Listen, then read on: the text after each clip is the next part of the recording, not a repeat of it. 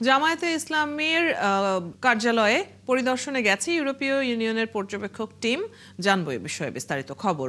সরাসরি যুক্ত হচ্ছেন সহকর্মী মোহাইমিনুল অপু।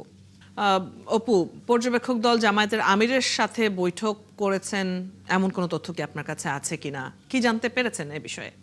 11টার দিকে ইউরোপীয় ইউনিয়নের নির্বাচনী পর্যবেক্ষক টিম তারা কিন্তু জামায়াতের কেন্দ্রীয় কার্যালয় মগবাজার এখানে এসেছেন এবং জামায়াতের আমিরের সাথে প্রায় তাদের দীর্ঘ 1 ঘন্টা বৈঠক অনুষ্ঠিত হয়েছে। আমি এই মুহূর্তে মগবাজার জামায়াতের কেন্দ্রীয় কার্যালয়ের সামনে রয়েছি। কিছুক্ষণের মধ্যে কিন্তু জামায়াতের আমির তিনিও এখান থেকে বের হয়ে যাবেন এবং ইউরোপীয় ইউনিয়নের নির্বাচনী পর্যবেক্ষক টিম তাদের সংখ্যা কিন্তু 10 থেকে 15 জনের মতো ছিল। তারা 1 ঘন্টা ব্যাপী কিন্তু তারা জামায়াতের আমির এবং জামায়াতের সহকারী সেক্রেটারি জেনারেল জুবাইরের সাথে কিন্তু তাদের এই বৈঠকটি অনুষ্ঠিত হয় এবং পরবর্তীতে কিন্তু তারা এখান থেকে কিছুক্ষণ আগে অর্থাৎ 20 মিনিট আগে তারা এই কার্যালয় ত্যাগ করেন।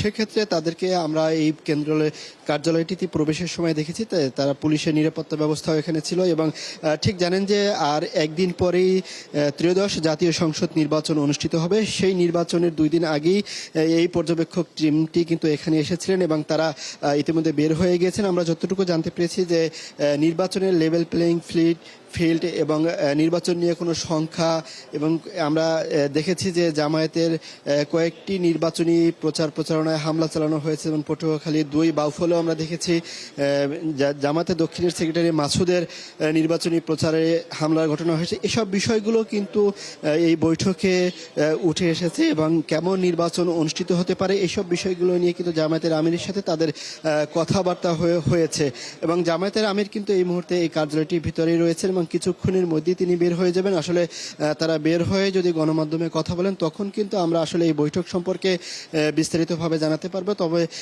আমরা যেটা বলতেই চাই, সবশেষ মিলিয়ে যে নির্বাচনের অর্থাৎ একদিন পরই এই ত্রয়োদশ জাতীয় সংসদ নির্বাচন, এই নির্বাচনের আগেই কিন্তু আজকে ইউরোপীয় ইউনিয়নের নির্বাচনী পর্যবেক্ষক প্রতিনিধি দল তারা কিন্তু এই জামায়াতের অফিসে এসেছেন এবং আপনি যেমনটি বলছিলেন যে পরবর্তীতে একটা ব্রিফিং হওয়ার সম্ভাবনা আছে এবং হলে নিশ্চয়ই বিস্তারিত তথ্য জানা যাবে। আপনি আছেন সেখানে, ধন্যবাদ যুক্ত হবার জন্য।